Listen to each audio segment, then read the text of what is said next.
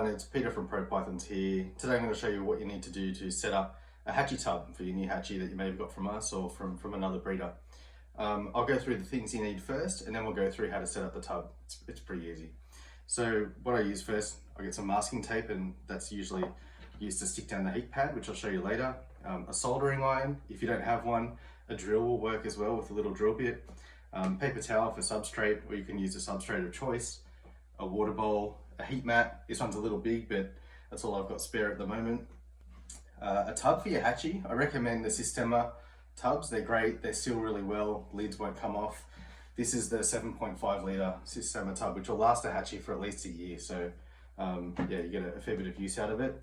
A thermostat of choice, a thermometer or a probe thermometer, and some hides. I usually use the paper towel inserts, but I haven't got any spare at the moment, so I'm just going to demonstrate with these today.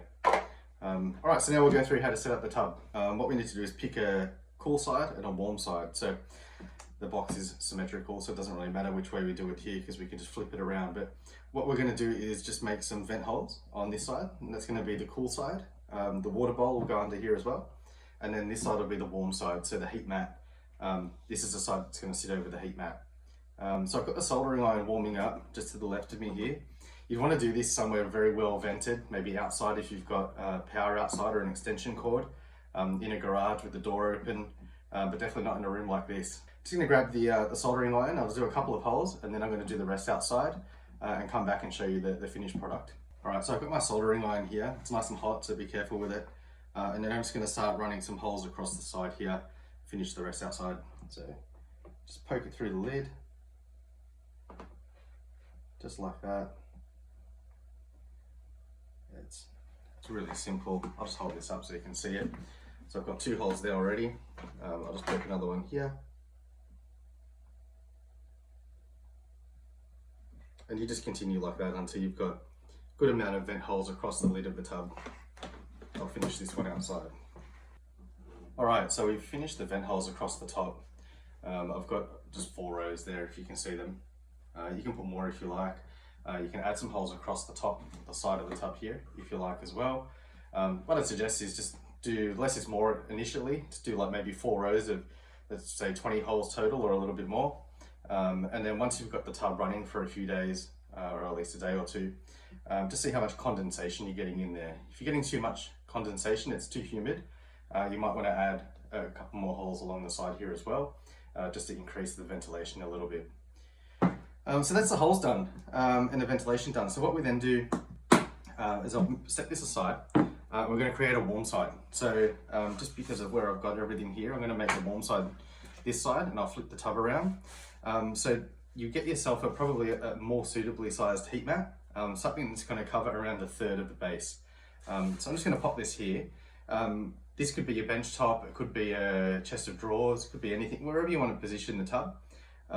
Is fine. You would just then stick the heat mat down so that it doesn't move. So for that, I'm just going to use some masking tape. You can use packing tape or anything else that's going to hold it to the surface that you're sticking it down to.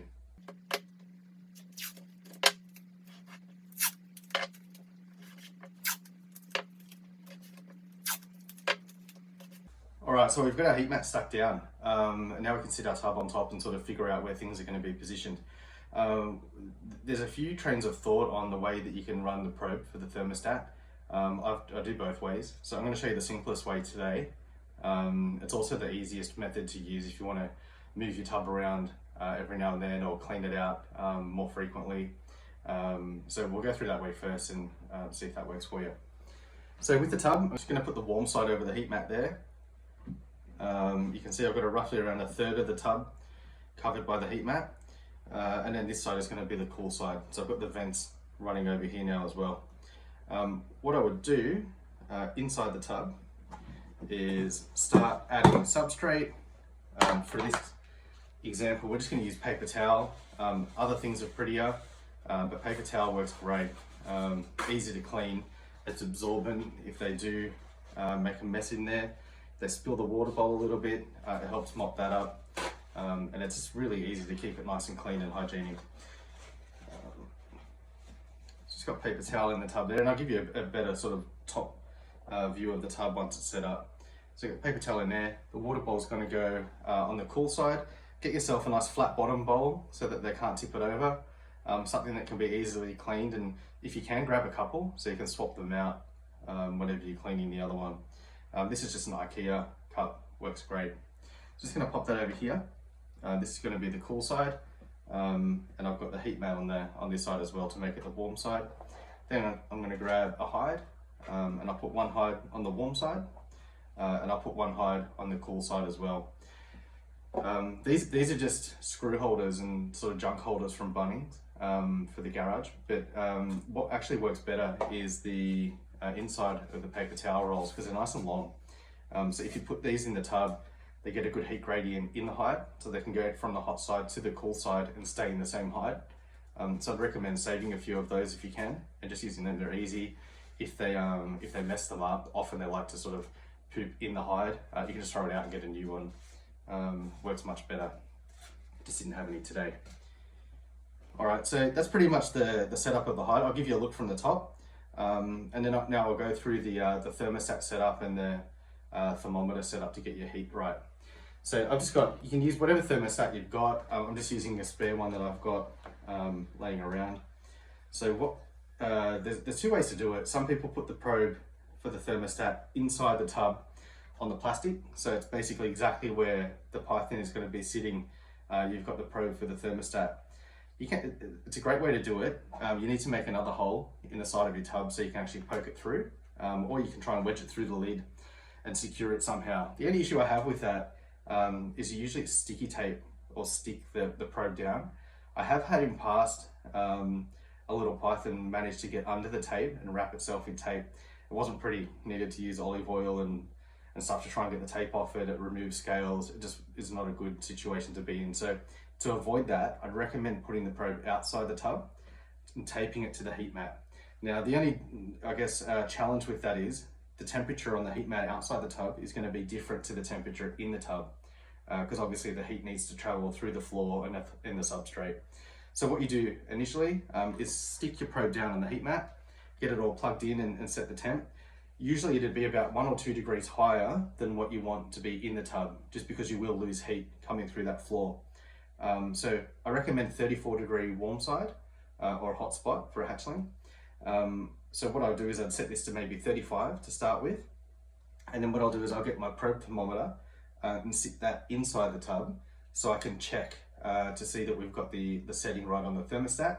And then maybe for a day or two, just keep an eye on it, see what the temperatures get to on the thermometer and adjust the thermostat accordingly.